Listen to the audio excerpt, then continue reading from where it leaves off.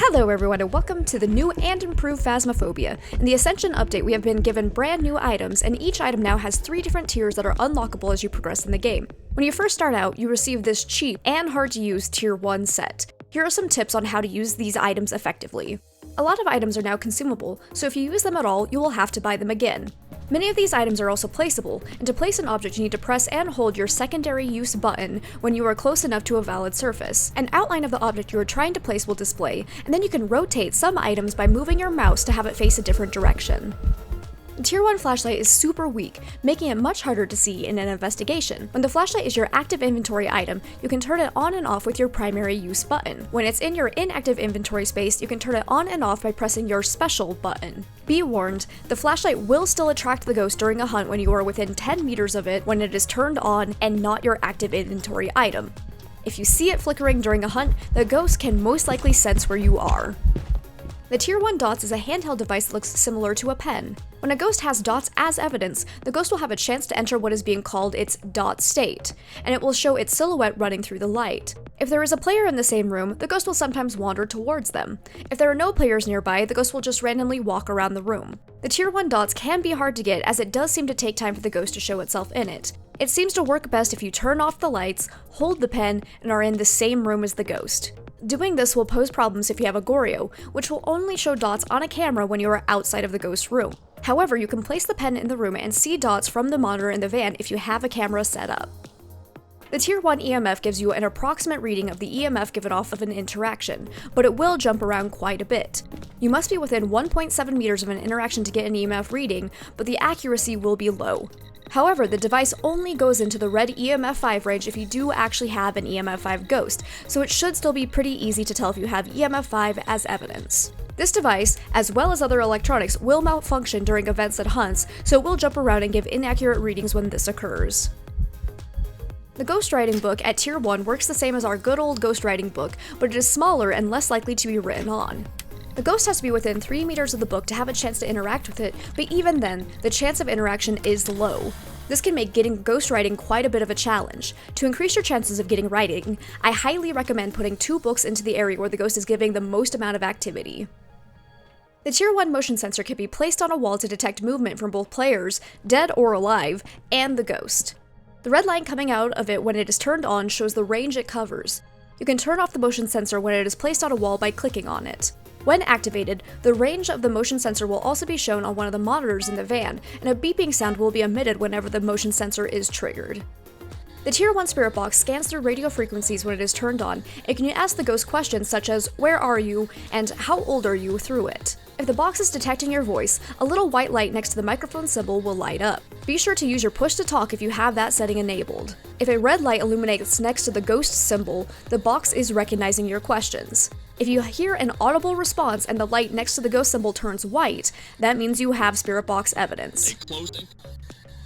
However, it is important to note that the Tier 1 spirit box has a low chance of getting a response even for a ghost that has spirit box evidence, so make sure you try this many times when you are sure you are near the ghost before eliminating this as a possibility. To get a response, you do need to be within 3 meters of the ghost's physical location, and even then, it can take a long time to get a response. For example, during this investigation, it took me 42 attempts when the ghost was nearby to finally get a response. To make sure you are close to the ghost, I recommend putting motion sensors into the room to track the ghost's movement. One of the biggest changes in this update is how freezing breath and freezing temperatures work together. As of now, you will see your breath if the area you are in is below 5 degrees Celsius, and this will generally always happen wherever the ghost is currently. Also, you may see your breath everywhere if you are in cold weather and the breaker is turned off. You only have freezing temps as evidence if the room is below 0 degrees Celsius, so you must use a thermometer to check for this. The Tier 1 thermometer is old-fashioned and non-digital, meaning that it takes a lot of time for it to read the correct temperature of a room. I recommend finding the ghost room and then placing the thermometer on the ground and checking it after it's been sitting there for a few minutes. Keep in mind, if the ghost roams away during that time, the thermometer will not have an accurate reading. This thermometer is very good at keeping track of the temperature trend of a room. Once it has stabilized, you can keep track of whether or not a room is getting colder or warmer. This can make it easier to tell when a ghost has changed rooms. The Tier 1 salt can be placed on the floor to get the ghost to step through it. You can take a picture of the disturbed salt, and you can use it to check for ultraviolet evidence. If you hear a ghost walk away from the pile after stepping in it and check for footprints immediately, ghosts with ultraviolet evidence will show visible footprints lit up by the glow stick. These footprints disappear very soon after being left, so be sure to check within a few seconds of the salt pile being disturbed. There is a chance a ghost will step in a salt pile and then not walk away from it, so only rule out ultraviolet evidence if you are sure the ghost walked away. Each salt canister has 2 charges in it, and it is best to place the salt in an area where the ghost is giving a lot of activity. You can also get the ghost to step in salt during hunts.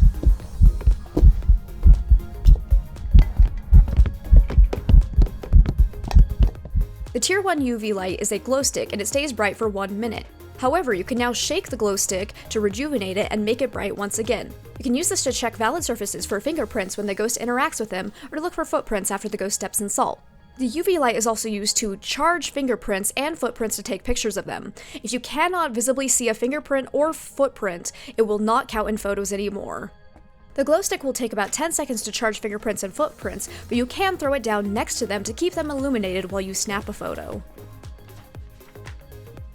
The video camera can be used to look for ghost orbs and dots, but the Tier 1 has a very small screen and the video quality is not very good. Ghost orbs are only visible when you turn on the night vision, and you can do this by clicking your primary use button when holding the camera, or by clicking on the in-game keyboard next to the computer if you're looking at the monitor in the van. This weak camera is subject to lots of paranormal interference, and if it's not placed on a tripod, it can be thrown by the ghost.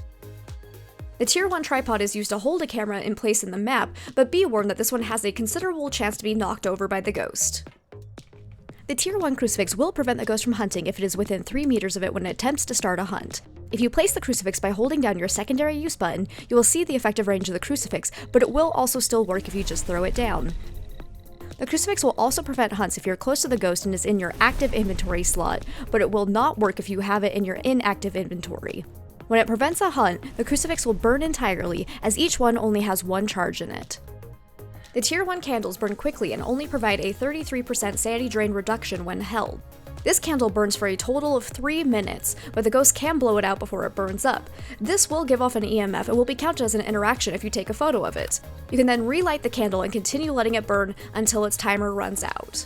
To light candles at Tier 1, you are given nothing more than a box of matches. Each box only has 10 matches in it and will run out if you use them all. You can light the candle by either holding the candle as your active inventory item and the matches as one of your inactive inventory items, and then using your primary use button, or by placing the candle on a surface, lighting a match, and clicking on the candle with your secondary use button. You can also blow out the candle by holding it when it is lit and clicking your primary use button again.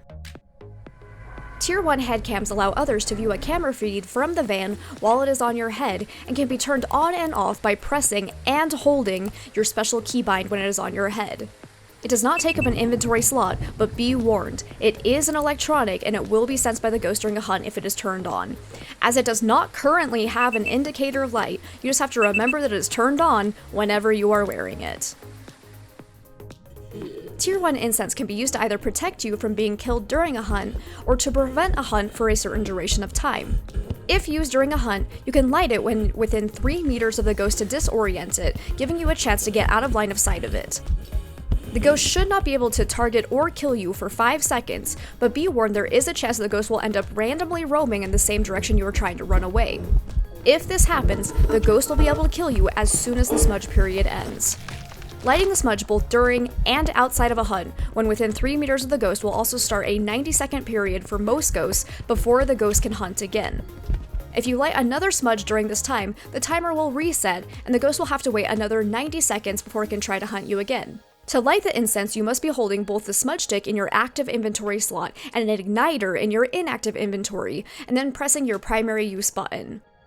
The Tier 1 Parabolic Microphone is used simply to hear sounds louder when you are pointed towards them, while also muffling all other noises. It will increase sounds within a 20-meter range, making it possible to hear ghost activity from far away. However, this one is not extremely useful, as you have to be pointed directly at a sound when it occurs to detect it, meaning it can be very easy to not pick up anything useful. It will also pick up noises not caused by the ghost, including ambient noises from the map, noise made by teammates on multiplayer, and noise from some of your other electronic equipment. The photo camera at Tier 1 can be used to take photos of things such as interactions, the bone, the ghost, cursed items, and a few other things. It has an unlimited number of photos you can take, but only the first 10 photos you take will be counted for anything in the journal. There's no screen to check where you are aiming, so this can make getting 3-star photos a challenge. Whatever you are targeting needs to be centered in the frame to get 3 stars, so I recommend using your cursor as a guide. The Tier 1 Sanity Medication will restore sanity based on whatever difficulty you are playing on. On Amateur, it restores 40% sanity. On Intermediate, 35%. On Professional, it restores 30%. On Nightmare, 25%. And finally, on Insanity, it restores only 20%. It will take 30 seconds for the sanity restoration to fully kick in. The Tier 1 sound sensor can be placed inside the map to then detect and play back sounds from the map in the van. When a sound is picked up, the monitor in the van will show it on the sound sensor monitor, and you should be able to hear the sound as well. If you click on the symbol next to a sound sensor, it can change the range at which sounds are picked up to be either 5 or 10 meters. This corresponding range is shown on the map on the monitor to the left. This can help you potentially figure out what area the ghost is spending the most amount of time in. Again, this will pick up sounds from other players if you are on multiplayer. So, thank you so much for joining me, and I hope you found this guide useful. If you did, go ahead and leave a like and subscribe for future Phasmophobia content if you haven't done so already. And please keep in mind, this is an early access game, so you will encounter bugs and things are subject to change. Please keep an eye out for any pinned comments on this video, as I will update that if there are any changes that are relevant to the information provided in this video. Otherwise, thank you so much for joining me, and I hope to see you again sometime soon. Happy hunting out there, everyone!